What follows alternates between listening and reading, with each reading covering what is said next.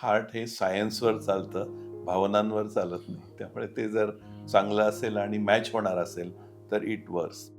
अंगावर अक्षरशः काटा येतो त्यावेळेला, की अशा एखाद्या व्यक्तीचं डोनर हार्ट आलं, ते स्टिच केलं गेलं आणि त्याच्यानंतर गरम रक्तप्रवाह त्याच्यातनं त्या हार्ट लंग मशीनवर सुरू झाल्यानंतर ते नवीन हार्ट जेव्हा धडधडायला लागतं, त्यावेळेला अक्षरशः अंगावरती काटा येतो, की बाबा हे काहीतरी अद्भुत आहे असं त्यावेळेला जाणीव होते. You have must have experienced it ना? हो, ॲक्चुअली नवीन बाळ जन्माला आल्यानंतर जसा आनंद होतो, तसं ते हृदय एकदा धडधडायला लागलं सरांनी सांगितल्याप्रमाणे, की एकदा गरम रक्तप्रवाह सुरू झाला आणि ते नॉर्मल माणसासारखं काम करायला लागलं, की तो आनंद जसा असतो, तेवढाच आनंद इकडे आमच्या टीममध्ये असतो, की हां, ओके, आत्तापर्यंतचे सगळे श्रम किंवा मेहनत ही कारणीभूत लागली.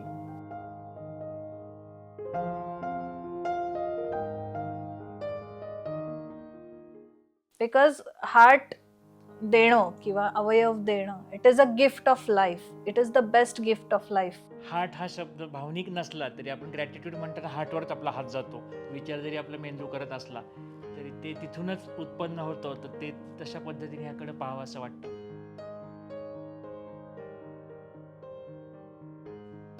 की एखाद्या व्यक्तीला आपण त्याच्या टोकाला पोचलेल्या आजारासाठी एक नवीन हार्ट देतोय, तर ते हार्ट दर्जाचंच असायला लागतं. त्याच्यामध्ये कुठल्या प्रकारची कमतरता चालत नाही. कुठे कुठे सिनेमामध्ये वगैरे असं दाखवतात, की भावनिक माणूस त्याच्यामध्ये भावनिक बदल झाले, त्या आधीच्या व्यक्तीसारखं तो वागायला लागला. हां असं काही नसतं, कारण हार्ट हा एक अवयव आहे शेवटी.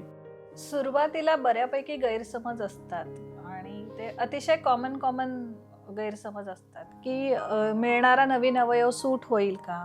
मग ज्या व्यक्तीकडनं आम्हाला तो मिळालाय त्याचे इमोशन्स, त्याचे आधीचे नातेसंबंध यांचा आमच्या आयुष्यावर काही परिणाम होईल का? ऑपरेशन व्हायच्या आधी त्या व्यक्तीला 3 पावलं चालून टॉयलेटपर्यंत पण जाता येत नसतं. Exactly. अशा प्रकारची त्यांची परिस्थिती असते. आणि आता ती व्यक्ती कामावर जॉईन होते, इकडे-तिकडे प्रवास करायला लागते, नॉर्मल सगळं आयुष्य सुरू होतं. तर जेव्हा आता ही प्रोसेस सुरू होणार आहे तेव्हा ही रेसिपियंटच्या दृष्टीने कशी तयारी सुरू केली जाते? रेसिपियंटना बॅगा भरून तयार तयार. राहा असा यांचं काउन्सिलिंग असतं. तर ज्या वेळेला आपल्याला डोनरची इन्फॉर्मेशन येते त्यावेळेला आपण आपल्या रुग्णाला अलर्ट करून ठेवतो, की येत्या 24 तासात तुमचं ट्रान्सप्लांट व्हायची शक्यता आहे. तर आपल्यामध्ये भारतामध्ये साधारण असे वर्षभरामध्ये किती केसेस होतात आणि हा अवेअरनेस वाढून त्याच्यामध्ये ग्रोथ होत चालली आहे का? पण प्रत्यक्ष ज्या रुग्णावरती ज्याला ते नवीन हार्ट मिळालंय त्याच्यासाठी हा शारीरिक किंवा एक भावनिक अनुभव म्हणून कसा असतो? एकंदरीत ही अशी वेटिंग लिस्ट असते किंवा अवयव वितरण व्यवस्था असते, ही साधारण कशी चालते? ह्या ऑपरेशनच्या आधी किंवा ऑपरेशनच्या नंतरच्या काळामध्ये रुग्णाचे जे नातेवाईक असतात त्यांची इंटरॅक्शन किंवा त्यांचे त्यानंतर बदललेले आयुष्य त्यांच्यासाठी कसं असू शकतं? तसं ओव्हरऑल अवयवदानाबद्दल जास्त माहिती दिली पाहिजे आणि त्याच्यामध्ये पण हार्ट ट्रान्सप्लांट असं होऊ शकतं आणि ते सक्सेसफुल होतं आणि त्यानंतर चांगलं आयुष्य जगता येतं. हे सगळं लोकांपर्यंत पोचण्याची जरुरी असते. So it's a sea change आणि त्यामुळे त्यांना खूप ग्रॅटिट्यूड असतेच, कारण की सगळं चांगलं झाल्याची भावना पण असते आणि या पूर्ण डॉक्टरांनी सगळ्यांनी मिळून आपल्याला हे दिलं, एक नवीन जीवदान दिलं अशी एक भावना त्यांच्यामध्ये असते. आमच्याकडे जेव्हा पेशंट येतात ट्रान्सप्लांट नंतर फर्स्ट फॉलोअपला किंवा अजूनही जे पेशंट येत आहेत ते म्हणतात की नवीन आयुष्य पुन्हा जन्माला आल्यासारखं आम्हाला वाटतंय, कारण ते सगळं नॉर्मलाइज करू शकतात.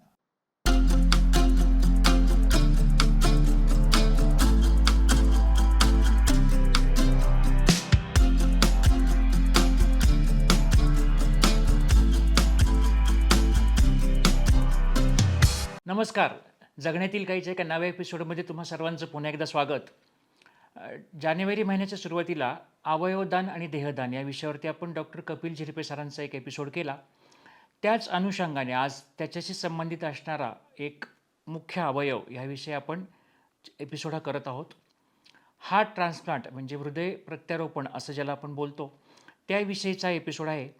जेव्हा आम्ही अवयवदानाचा एपिसोड केला त्या एपिसोडनंतर अनेक आम्हाला त्याविषयी प्रश्न क्वेरीज आल्या की ह्याविषयी आम्हाला खरंच काही माहिती नव्हती आणि या एपिसोडच्या निमित्ताने या एक मनात असलेल्या अनेक अनुत्तरित प्रश्न किंवा अनेक गैरसमज याविषयी आम्हाला खूप नव्याने माहिती मिळाली.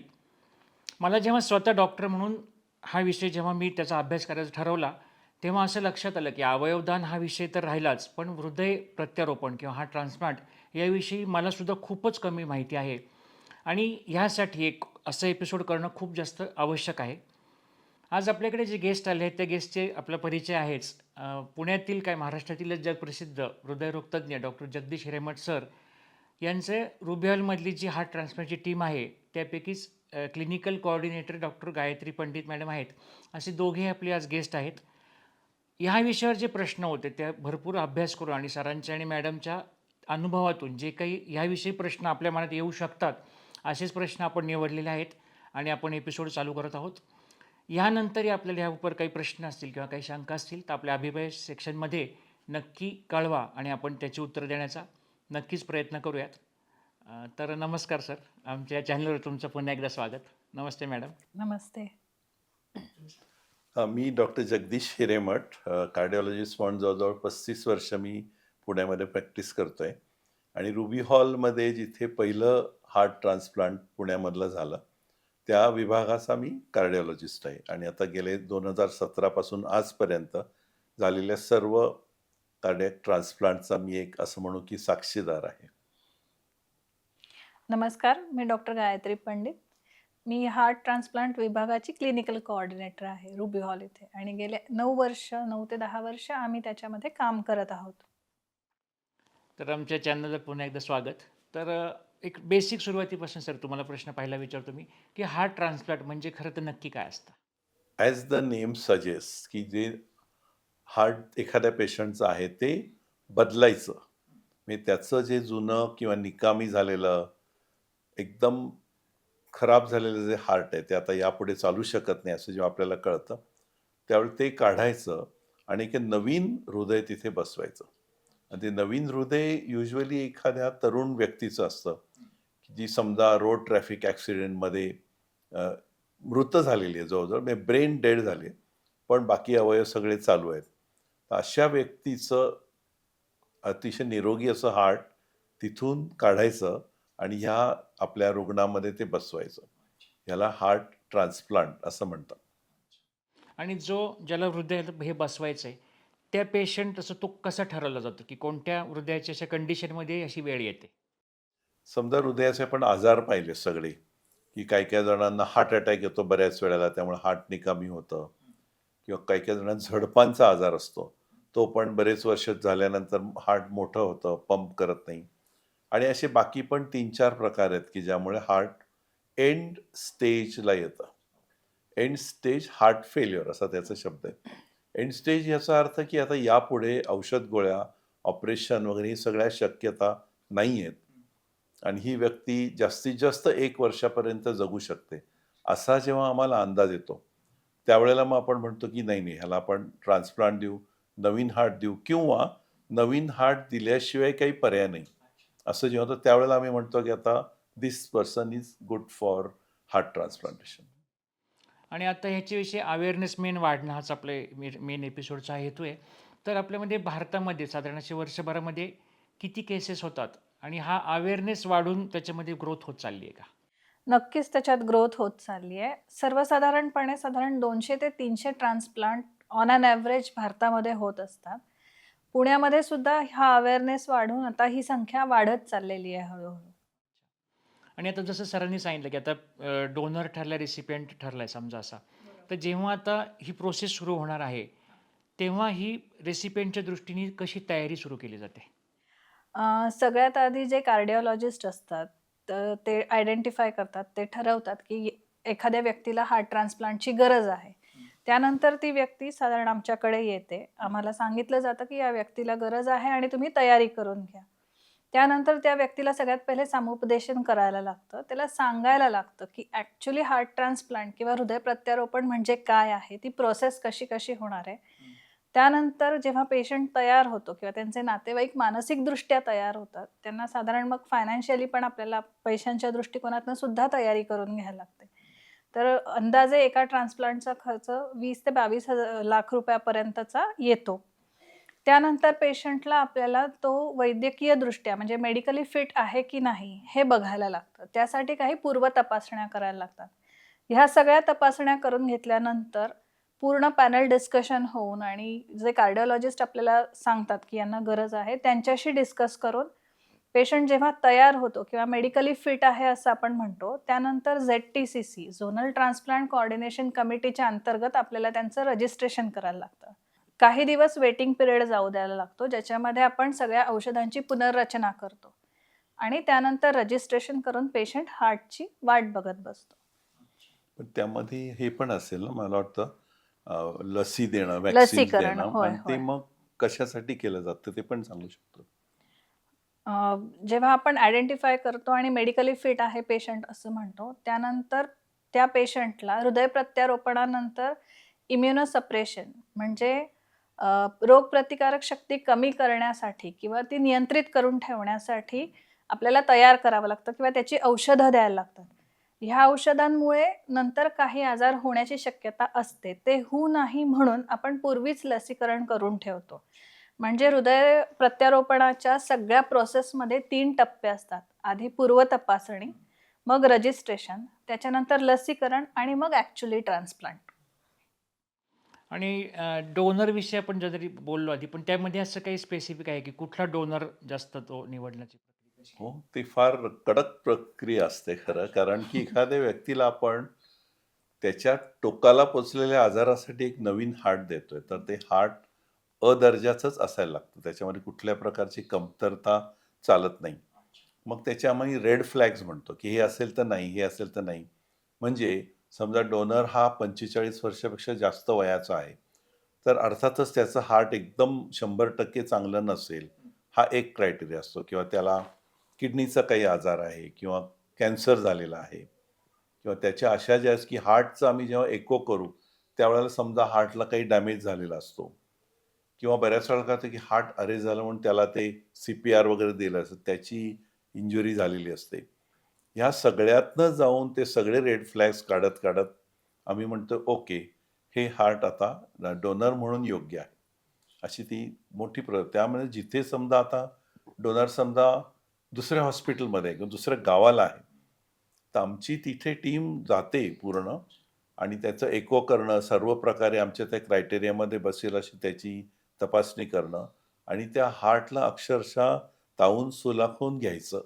आपण असं हार्ट घ्यायला पाहिजे, की आपल्याला त्या रेसिपियंटला 100% न्याय देता आला पाहिजे. आणि आता मला तुम्हाला हा प्रश्न विचारायचा की एकंदरीत ही अशी वेटिंग लिस्ट असते किंवा अवयव वितरण व्यवस्था असते, ही साधारण कशी चालते? अवयव दाता आणि जो रेसिपियंट असतो म्हणजे रुग्ण यांचा मॅचिंग क्रायटेरियाज असतात. याच्यामध्ये तो ब्लड ग्रुप प्रमाणे कॅटेगराईज केला जातो किंवा त्याचं वर्गीकरण केलं जातं. तर प्रत्येक ब्लड ग्रुपचे आपल्याकडे वेटिंग लिस्ट असते आणि त्याच्यामध्ये जितका रुग्ण सिरियस तितकं तो वेटिंग लिस्टला आधी. प्लस त्याच्यामध्ये आणखीन एक भाग असा येतो, की हार्ट ही एक युनिक ऑर्गन आहे. हृदय हे एक युनिक ऑर्गन आहे. तर त्याच्यामध्ये सुद्धा फर्स्ट कम फर्स्ट सर्व्ह असं असण्यापेक्षा ज्याला 90% ते मॅचिंग असतं, त्याला आपण प्रेफरन्स देतो. आणि आता आपण समजा आता सगळी तयारी झाली, सगळं झालंय, तर एकंदरीत त्याची प्रोसेस जी आहे हार्ट ट्रान्सप्लांटची, ही कितपत गुंतागुंतीची असते? बरेच गुंतागुंतीची असते. त्यातला एक चांगला भाग असा आहे, की प्रत्यक्ष जी सर्जरी आहे, जे ऑपरेशन आहे, ते एवढं गुंतागुंतीचं नाहीये. मी आपल्या कुठल्याही सर्जनना मला काही कमी लेखायचं नाहीये. पण हे त्यांचेच शब्द आहेत, की बायपास सर्जरीला जे कौशल्य लागतं आणि ते छोटे-छोटे जोड असतात. तर हे जोड मोठे असल्यामुळे एवढं हे ऑपरेशन अवघड नसतं, की जे डोनरचं हार्ट घ्यायचं, रेसिपियंटचं हार्ट काढायचं आणि डोनरचं हार्ट तिथे प्रत्येक ठिकाणी शिवून ठेवायचं. हे प्रोसेस ही फार अवघड नाहीये. पण त्यातला ॲक्चुअली हील म्हणतो आपण. म्हणजे सगळ्यात ह्याचा भाग म्हणजे फिजिबिलिटी, म्हणजे डोनर अवेलेबल झाला आहे, रेसिपियंट कुठे लांब राहतो आहे, सगळं कन्सेंट मिळायला पाहिजेत, रिलेटिव्हज तयार व्हायला पाहिजेत. मग त्या ठराविक वेळामध्ये रेसिपियंट हॉस्पिटलमध्ये आला पाहिजे. त्याला ऑपरेशन, ह्या सगळ्या गोष्टी ज्या एकामागोमाग सिक्वेन्समध्ये होतात, त्या सगळ्या एकत्र आणणं, म्हणून कोऑर्डिनेटर्सचं काम खूप महत्त्वाचं असतं. कदाचित डॉक्टर म्हणून आमचं काम त्यामानाने सोपं असतं. पण ह्या ट्रान्सप्लांटचा खेळ सगळा त्यांना समुपदेशन करणं, जे आपले असतात सोशल वर्कर, त्यांचा आणि कोऑर्डिनेटरचा हात त्याच्यामध्ये खूप मोठा असतो. तो भाग जास्त महत्वाचा असतो. आणि जेव्हा हे ऑपरेशन होतं तेव्हा मग एकाच वेळी या दोन्ही प्रोसिजर जवळ अशा चालतात? हो, हो. म्हणजे donor rolled in to theatre असं आम्हाला मेसेज, आम्ही सगळेजण एका व्हॉट्सअप ग्रुपवर असतो आणि कोऑर्डिनेटर आम्हाला सगळ्यांना ती सगळ्या सूचना देतो. म्हणजे एकदा ट्रान्सप्लांट डोनर आहे असं कळल्यानंतर पुढच्या 24 तासात कमीत कमी 150 मेसेजेस एक्सचेंज केले जातात किंवा पाठवले जातात, की आता हे झालंय, आता रेसिपियंट इथे आलाय, त्याची ॲडमिशन झाली आहे, डोनर इथे आहे. अमुक हे सगळ्या टप्प्याटप्प्याने सगळेजण अलर्ट राहतात त्यामुळे सगळ्या टीम्स. आणि मग 2 ऑपरेशन्स होतात. डोनरचं हार्ट काढणं आणि रेसिपियंटचं हार्ट काढून तिथे ते नवीन बसवणं. युजुअली डोनरचं हार्ट काढणं जे आहे ते ऑन साईट होतं. म्हणजे संभवत आता तो दुसऱ्या कुठल्यातरी हॉस्पिटलमधल्या ICUमध्ये आहे. ब्रेन डेड अशा प्रकारचा एक तरुण ज्याला रोड ट्रॅफिक ॲक्सिडेंट झाला आणि ज्याचं हार्ट चांगलं आहे. मग आमची टीम तिथे जाते. त्याला तिथे एकूण प्रॉपर ऑपरेशनसारखं ऑपरेशन करून ते हार्ट काढायचं. ते आईसमध्ये आणि बाकी कुठले केमिकल्समध्ये प्रिझर्व्ह करायचं आणि ते हार्ट त्या डब्यातून घेऊन यायचं. त्या वेळामध्ये इकडे रेसिपियंट ऑपरेशन थिएटरमध्ये नेलेला असतो आमच्या हॉस्पिटलमध्ये आणि त्याचं ओपन हार्टसारखं ऑपरेशन करून ते हार्ट काढून लोक तयार असतात. मग ते हार्ट आलं की थोडं तपासून तिकडे बसवणं आणि मग परत त्याचं हार्ट, ते नवीन हार्ट सुरू होणं, अशा प्रकारची ती प्रोसेस असते. म्हणजे अंगावर अक्षरशः काटा येतो त्यावेळेला, की अशा एखाद्या व्यक्तीचं डोनर हार्ट आलं, ते स्टिच केलं गेलं आणि त्याच्यानंतर गरम रक्तप्रवाह त्याच्यातनं त्या हार्ट लंग मशीनवर सुरू झाल्यानंतर ते नवीन हार्ट जेव्हा धडधडायला लागतं त्यावेळेला अक्षरशः अंगावरती काटा येतो, की बाबा हे काहीतरी अद्भुत आहे असं त्यावेळेला जाणीव होते. You have must have experienced it ना? हो, ऍक्च्युली साध्या शब्दात सांगायचं किंवा प्रत्येकाला कळेल अशा शब्दात सांगायचं झालं तर नवीन बाळ जन्माला आल्यानंतर जसा आनंद होतो तसं ते हृदय एकदा धडधडायला लागलं सरांनी सांगितल्याप्रमाणे, की एकदा गरम रक्तप्रवाह सुरू झाला आणि ते नॉर्मल माणसासारखं काम करायला लागलं, की तो आनंद जसा असतो तेवढाच आनंद इकडे आमच्या टीममध्ये असतो, की हां, ओके, आत्तापर्यंतचे सगळे श्रम किंवा मेहनत ही कारणीभूत लागली. आणि सो मग पुढची प्रोसेस सुरू होते. ते तिथे रुजायला पाहिजे. पुढची औषधं, इंटेन्सिव्ह केअर हा भाग पुढचा झाला. पण म्हणजे प्रश्न हा मला असं विचारताना माहीत नव्हतं, पण यातनं खरंच ती प्रोसेस नक्की समजल्यानंतर एक लोकांना आमच्या प्रेक्षकांना अंदाज येईल, की हे साधारण काम किती तेवढ्या त्या वेळेला सेकंदाचं महत्त्वाची गोष्ट आहे घडताना. ॲक्चुअली जेव्हा डोनर येतो किंवा डोनरचं इन्फॉर्मेशन येते, तेव्हा आमचं काम सुरू होतं, की आपल्याकडे ह्या डोनरचे हे पॅरामीटर्स आहेत. म्हणजे ह्या डोनरचा अमुक-अमुक असा डाटा आहे आणि त्याला मॅच होणारा आपला हा रेसिपियंट आहे, म्हणजे रुग्ण आहे. तर ज्यावेळेला आपल्याला डोनरची इन्फॉर्मेशन येते, त्यावेळेला आपण आपल्या रुग्णाला अलर्ट करून ठेवतो, की येत्या 24 तासात तुमचं ट्रान्सप्लांट व्हायची शक्यता आहे.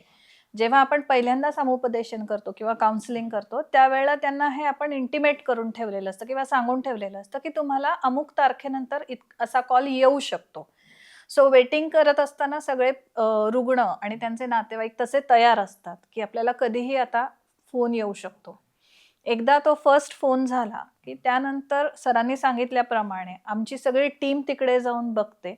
डोनर ओके आहे म्हटल्यानंतर मग आपण रेसिपियंटला दुसरा फोन करतो आणि त्यांना बोलवून ॲडमिट करून घेतो. मग सुरुवातीचे काही जुजबी तपासण्या झाल्या, जसं की आपल्या ऑपरेशनच्या आधी आपण करतो प्रत्येक ऑपरेशनच्या आधी. त्या झाल्या की ॲक्चुअली तयारी होते आणि मग ते गणित जुळवायला लागतं, की तिकडे काय-काय स्टेप्स चालू आहेत आणि आपण इकडे काय-काय स्टेप्स चालू करणार आहोत किंवा करायच्या आहेत. एकाच वेळी 2 टीम काम करत असतात. एक रिट्रीव्हल टीम असते आणि एक रेसिपियंट टीम असते आणि मग त्या दोघांनी समन्वय साधून मग आपली ही प्रोसेस ॲक्चुअली सुरू होते. खरं मिनिटा-मिनिटाचा बऱ्याच वेळेला खेळ असतो. खेळ असतो. त्यामुळे म्हणजे रेसिपियंटना बॅगा भरून तयार तयार. राहा असा यांचं काउन्सिलिंग असतं. ते तशा प्रकारच्या तयारीत असतात, की फोन आला की तुमचं ठरलंय आता या म्हटल्यावरती पुढच्या 15-20 मिनिटात ते घर सोडवू शकतात. इतकी तयारी असते. याच्यामध्ये आपण आणखीन एक गोष्ट सांगून ठेवतो, की जर रेसिपियंट दूर राहत असला बाहेरगावी, की ज्याला 1 ते 2 तासामध्ये पोहोचणं शक्य नाहीये, तर अशा वेळा त्यांची एवढी मानसिक तयारी करून घेतली जाते की कार्डिओलॉजिस्टकडनं सुद्धा आणि आमच्याकडनं सुद्धा, की तुम्हाला पहिला फोन कॉल आला की तुम्ही तिकडनं स्टार्ट करायचं. जर परत जायला लागलं तरीही ती तयारी ठेवा, परंतु येऊन इथे पोहोचा. आणि आता ही सर्जरी झाली, हार्ट ट्रान्सप्लांट झाला आहे, त्यानंतर तो पेशंट किती दिवस साधारण हॉस्पिटलमध्ये राहतो आणि त्या दरम्यान त्याचा दिनक्रम किंवा त्या रुटीनमध्ये काय काय घडतात प्रोसिजर? ॲक्चुअली तो जो रुग्ण आहे तो ट्रान्सप्लांटच्या दिवसापासून साधारण 21 ते 25 दिवस आपल्याकडे राहतो. साधारण 7 ते 10 दिवस ICU स्टे असतो आणि त्यानंतरचे पुढचे दिवस आपण त्यांना वॉर्डमध्ये शिफ्ट करतो. ICU आणि वॉर्ड दोन्ही स्पेशलाइज असतात. ते जनरल आपण नेहमीच्या पेशंटसारख्या ठिकाणी नाही ठेवू शकत, कारण आपण त्यांना इम्युनोसप्रेशनवर ठेवतो पेशंटना. सो अदरवाईज रुटीन त्यांचं नेहमीप्रमाणे चालू असतं. एकदा ICUमध्ये पेशंट स्वतः सगळं चालता, बोलता, खाता, पिता झाला की आपण त्यांना शिफ्ट करतो.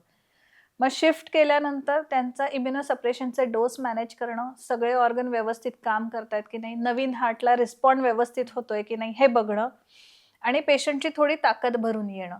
हे सगळं आपलं आपण मिळवलं की आपण पेशंटला डिस्चार्ज करतो.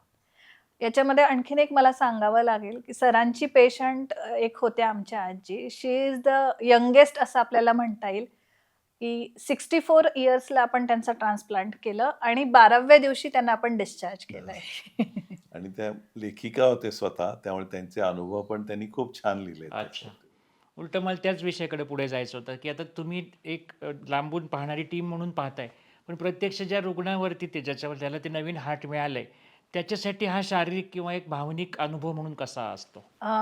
एका वाक्यात सांगायचं झालं तर आमच्याकडे जेव्हा पेशंट येतात ट्रान्सप्लांट नंतर फर्स्ट फॉलोअपला किंवा अजूनही जे पेशंट येत आहेत ते म्हणतायत की नवीन आयुष्य पुन्हा जन्माला आल्यासारखं आम्हाला वाटतंय, कारण ते सगळं नॉर्मलाइज करू शकतात. ऑपरेशन व्हायच्या आधी त्या व्यक्तीला 3 पावलं चालून टॉयलेटपर्यंत पण जाता येत नसतं. अशा एक्झॅक्टली. प्रकारची त्यांची परिस्थिती असते. आणि आता ती व्यक्ती कामावर जॉइन होते, इकडे-तिकडे प्रवास करायला लागते, नॉर्मल सगळं आयुष्य सुरू होतं. So it's a sea change आणि त्यामुळे त्यांना खूप ग्रॅटिट्यूड असतेच, कारण की सगळं चांगलं झाल्याची भावना पण असते. आणि या पूर्ण डॉक्टरांनी सगळ्यांनी मिळून आपल्याला हे दिलं, एक नवीन जीवदान दिलं, अशी एक भावना त्यांच्यामध्ये असते. आणि आता हा भावनिक शारीरिक हा झाला, की त्यानंतर जेव्हा डिस्चार्ज होतो किंवा त्या दरम्यानच्या काळात अँटी रिजेक्शन औषधं जी म्हणतात, ते अशी औषधं किती काळापर्यंत घ्यावी लागतात आणि साधारण ते कितपत खर्चिक होऊ शकतं?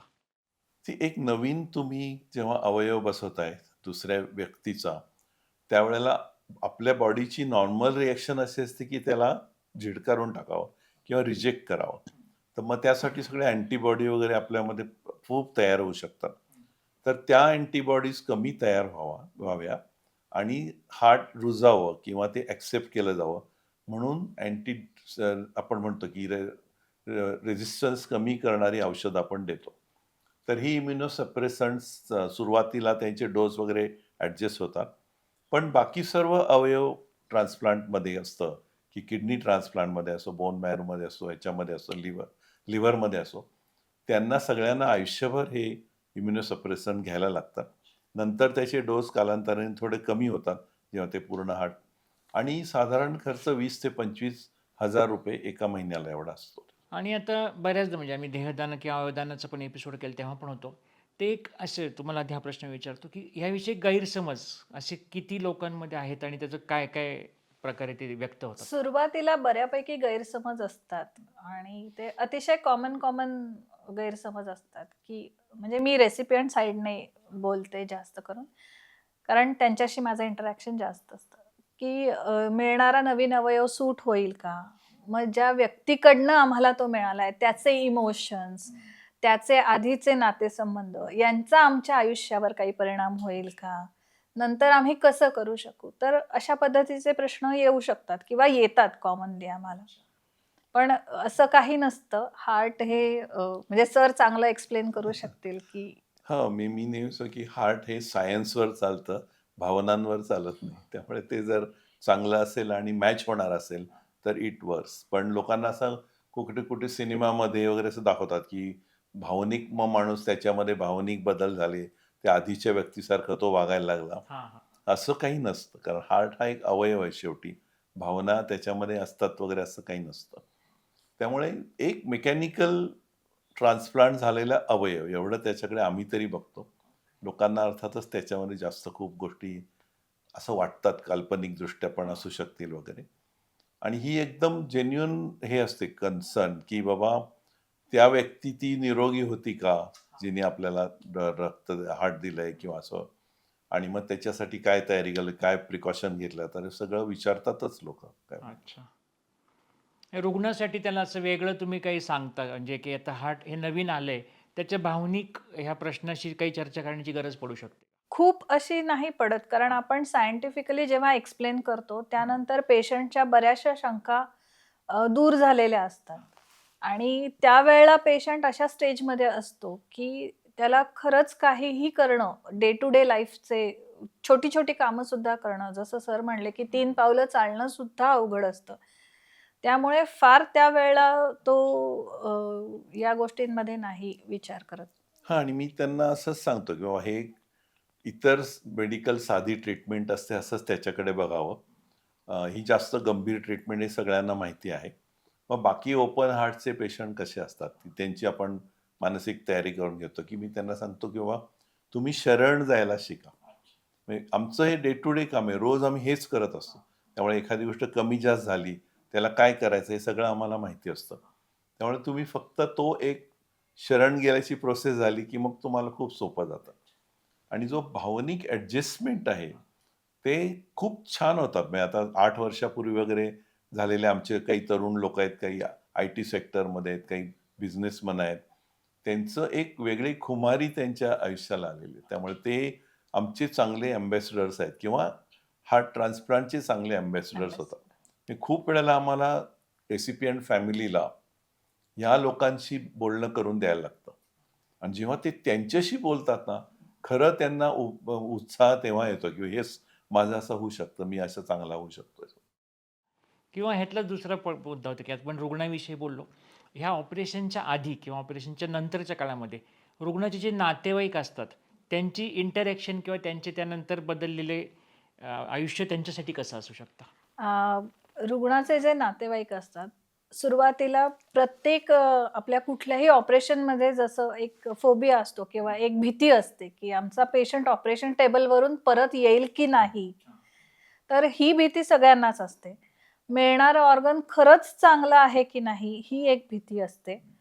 आणि नंतरचं आयुष्य नॉर्मलाईज होईल की नाही? एक खूप यंग पेशंट होता आमच्याकडे, की जो अगदीच एंडला पोहोचला होता. आयसीयू स्टे बराच झाला होता त्या पेशंटचा आणि त्याच्यानंतर ट्रान्सप्लांट केलं होतं आम्ही त्याचं.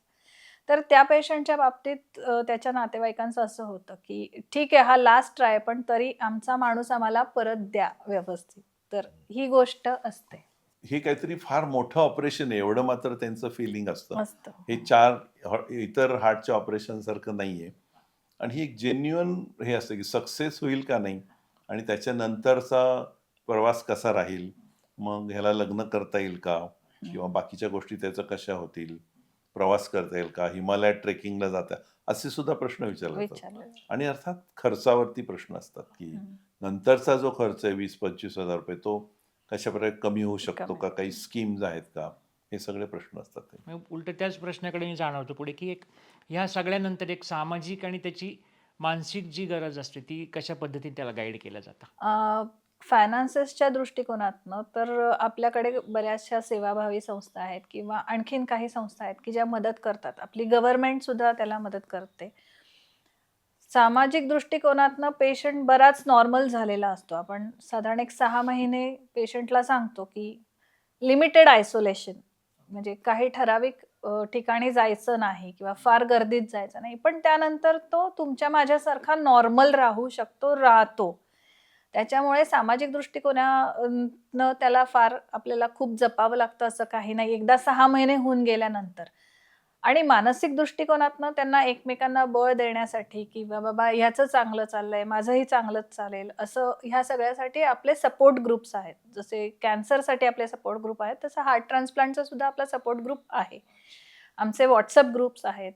आम्ही साधारण त्याच्यावर प्रत्येक सणाला बोलतो, एकमेकांना विश करतो, थोडंसं भेटणं असतं. साधारण ते लोकं ठरवून पण येतात, की माझा फॉलोअप या वेळेला आहे, तर साधारण 1-2 दिवस आगे-मागे असेल तर त्यावेळेला ॲडजस्ट करून ते येतात आणि तिथं ते हॉस्पिटलमध्ये एकमेकांना भेटतात, चहा वगैरे घेणं, गप्पा होणं. यामुळे सगळे तसं हे राहतात, आणि सपोर्टिव्ह राहतात असे जे एकमेकांना. टप्पे त्यांच्यात आहे की 5 वर्ष झालं की मग हां. कदाचित काही लोकांना घरी जेवायला बोलवणं असं सुद्धा आहे. आणि असा एक इंटरनॅशनल ग्रुप पण आहे.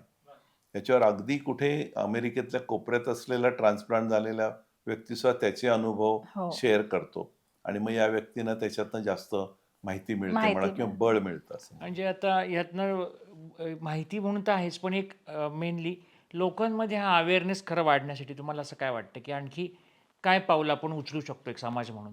लोकांपर्यंत आता सोशल मीडियाचा वापर आता जसा हा कार्यक्रम होतोय, हा एक त्याचाच भाग आहे अवेअरनेस वाढण्याचा. पण हे लोकांपर्यंत असं ब्लड डोनेशन आता सगळ्यांना माहिती असतं. आय डोनेशन पण खूप सेलिब्रिटीज इन्व्हॉल्व झाले आणि त्याच्यानंतर खूप आता ते लोकांना माहिती असतं. तसं ओव्हरऑल अवयवदानाबद्दल जास्त माहिती दिली पाहिजे आणि त्याच्यामध्ये पण हार्ट ट्रान्सप्लांट असं होऊ शकतं आणि ते सक्सेसफुल होतं आणि त्यानंतर चांगलं आयुष्य जगता येतं. हे सगळं लोकांपर्यंत पोहोचण्याची जरुरी असते. आणि मला वाटतं कदाचित थोडंसं करिक्युलामध्ये म्हणजे आता आपण नागरिक शास्त्र आहे शाळेमध्ये, त्यामध्ये पण अवयवदान वगैरे हे सगळ्या गोष्टी आल्या पाहिजेत. म्हणजे तिथून मुलांना एक अशी सूचना पाहिजे, की बाबा असं काहीतरी असतं आणि असं होऊ शकतं आणि मग ते पुढे भारतामध्ये होतंय, सक्सेसफुल आहे, या गोष्टी नंतरच्या आहेत. पण it all boils down to spread of the news. तुम्हाला काही ह्याच्यावर सांगता येईल? नाही, सर म्हणले ते बरोबर आहे. आणि आपण रुबी हॉलकडनं किंवा पुण्यातल्या बाकी संस्था सुद्धा काही वेळा कॅम्पेनिंग करतात, की बाबा कॅम्पेनिंग म्हणण्यापेक्षा अवेअरनेस प्रोग्राम्स, की ज्याच्यामध्ये अवयवदानाबद्दल जास्तीत जास्त माहिती दिली जाते आणि अवयवदात्यांच्या फॅमिलीजला बोलावून एक वार्षिक कार्यक्रम आपण नेहमी करतो, की ज्याच्यामध्ये त्या वर्षभराच्या अवयवदात्यांचा आपण सन्मान करतो. तर अशा पद्धतीचे कार्यक्रम आपण घेतो आणि त्याच्यामुळे जनजागृती वाढत चालली आहे. आजकाल अवयवदानाचा रेट सुद्धा वाढत चाललेला आहे. जास्तीत जास्त लोकं त्याच्यामध्ये इन्व्हॉल्व व्हायला सुरुवात झाली आहे. कोरोना काळामध्ये थोडंसं सेटबॅक होता. म्हणजे त्या काळात अवयव देणं आणि घेणं दोन्ही एक टबू होतं. रिस्की होतं. त्यावेळेला एक 2-3 वर्ष खरंच सर्व अवयवदानाच्या बाबतीतच खराब गेली. पण नंतर परत आता पिकअप झालंय आणि we are doing good number of cases. आणि असे पण रॅलीज केले होते ना हो, आपण म्हणजे आपण रॅलीज केल्या होत्या. शनिवारवाड्यापासून बालगंधर्वांचे रॅलीज, त्यामध्ये बॅनर्स आणि सगळे सायकल रॅली वगैरे असे केले जातात. केलेल्या आहे. आता ह्याच्या शेवटाकडे येताना जेव्हा आपण साधारण एक 10 वर्ष जवळपास होत आली, की पहिल्या हार्ट ट्रान्सप्लांट केसला, मागची 10 वर्ष आणि पुढच्या 10 वर्षामध्ये आपण साधारण कुठे असू किंवा असायला हवं, ह्याविषयी काय तुम्ही म्हणाल? ॲक्चुअली सांगायचं झालं किंवा म्हणायचं झालं तर जेव्हा आम्ही सुरुवात केली, तेव्हा आम्ही पण क्रॉस द फिंगर्स असेच होतो, की एक प्रोग्राम चालू करतोय. पण आता मागं वळून बघताना आम्ही जवळ-जवळ 38 ट्रान्सप्लांट कंप्लीट केलेत आणि आत्ता 2 ट्रान्सप्लांट बॅक टू बॅक झालेले आहेत आणि पेशंट व्यवस्थित आहेत. सो हे पुढे वाढतच राहणार आहे आणि वाढत जाईल व्यवस्थित आणि जास्तीत जास्त लोकांना आमच्याकडनं मदत मिळेल असं मला मनापासून वाटतं. बिकॉज हार्ट देणं किंवा अवयव देणं, it is a gift of life. It is the best gift of life. तुमच्या डिपार्चरच्या वेळेला तुम्ही जे देऊ शकता जगाला, असं मला वाटतं. करेक्ट. म्हणजे तीच आमची थीम पण अशीच आहे, की प्रचार करताना एखादी मृत व्यक्ती आता या जगातून जाती आहे, तर ती परत गिफ्ट ऑफ लाईफ काय देऊ शकते इतरांना, तर ती अवयव देऊ शकते. ही अशा प्रकारे लोकांपर्यंत पोहोचावं असं आमचं आहे. आणि मला दुसरं हे म्हणजे, की मेडिकल फ्रॅटर्निटीला ह्याच्यातून थोडं जास्त अजून क्रेडिट मिळावं असं वाटतं. आता आम्ही लोकं एस्टॅब्लिश झालेल्या ट्रीटमेंट्सच परत-परत वापरतो किंवा त्याच्यामध्ये जास्त आम्हाला एक अनुभव येतो आणि आपण जास्त सक्सेसफुल होत जातो. पण ज्या लोकांनी सुरुवातीला हार्डशिप करून ते तयार केल्या गोष्टी, इम्युनोसप्रेशन म्हणजे काय? का हार्ट ट्रान्सप्लांट होत नाही? कसं ते आणायला पाहिजे? कसं प्रिझर्व्ह करायला पाहिजे? ही एक प्रोसेस होत गेली आणि एक फिनिश्ड प्रॉडक्ट आता आपल्या हातात आहे. यामध्ये पण रिफाइनमेंट्स येतील पुढे. पण त्या सगळ्या लोकांबद्दल आय थिंक आपण मनामध्ये ग्रॅटिट्यूड खूप ठेवायला पाहिजे. ग्रॅटिट्यूड हा विषय आधीच्या आमच्या एपिसोडमध्ये पण त्याच्यावर हायलाईट केलं गेलं, ते केलं गेलं. आणि किती आपण हार्ट हा शब्द भावनिक नसला तरी आपण ग्रॅटिट्यूड म्हणताना हार्टवरच आपला हात जातो. विचार जरी आपला मेंदू करत असला तरी ते तिथूनच उत्पन्न होतं. तर ते तशा पद्धतीने ह्याकडे पाहावं असं वाटतं. त्याच्या एपिसोडमधनं म्हणजे हा एपिसोड सुरू करण्याच्या क्षणापासूनच रोज प्रत्येक वाक्यगणिक आपल्याला यातून एक नवीन माहिती मिळत होती. आणि सरांनी जो त्याचा शेवटचा पाठ सांगितला की आपण जसं मुलांना नागरिकशास्त्र म्हणलं किंवा आपण घरामध्ये ह्या संस्कारापासून जरी अगदी सुरुवात केली की ह्याविषयी बोलणं, अशा प्रकारचे एपिसोड्स मुलांना पाहायला लावणं शेजारी बसून, किंवा आपण पाहिल्यानंतर त्याविषयी मुलांशी ह्यावर गप्पा मारणं, आपल्या घरातल्या ज्या संस्कारामधून सुरुवात होईल त्यातूनच आपला समाज निर्माण होतो असं आपण नेहमी म्हणतो. तर ह्या एपिसोडच्या निमित्ताने कदाचित आपण आपल्या घरातूनच ही सुरुवात करूया. कदाचित हे झाड आणखी मोठं होत जाईल आणि काही वर्षांनी मुलंच घरी आईवडिलांना येऊन सांगतील की आमच्या शाळेमध्ये आम्हाला हे शिकवलं आणि आम्ही अशा गोष्टी प्रसार करायचा ठरवलं आहे. हाच या एपिसोडचा एक मुख्य मुद्दा आहे. असे एपिसोड जेव्हा आपण करतो तेव्हा जास्तीत जास्त लोकांपर्यंत हा एपिसोड जावा आणि हे गैरसमज आणि याविषयी असणारं अज्ञान जावं, दूर व्हावं आणि ह्यातून आणखीन समाजामध्ये प्रगती होत जावी असाच आपला हेतू असतो. तर नक्की हा एपिसोड शेअर करा. आपल्यापैकी कित्येकांना कदाचित या एपिसोडची, या माहितीची गरज असू शकेल आणि आम्हालाही यातून पुढे असेच एपिसोड करण्यामागे प्रेरणा मिळत जाईल हा विश्वास वाटतो. तर पुन्हा भेटूया पुढच्या एका एपिसोडमध्ये. तर तुम्हा दोघांचे आज इथे आलात तर आमच्या चॅनल तर्फे मनपूर्वक धन्यवाद. थँक्यू. थँक्यू.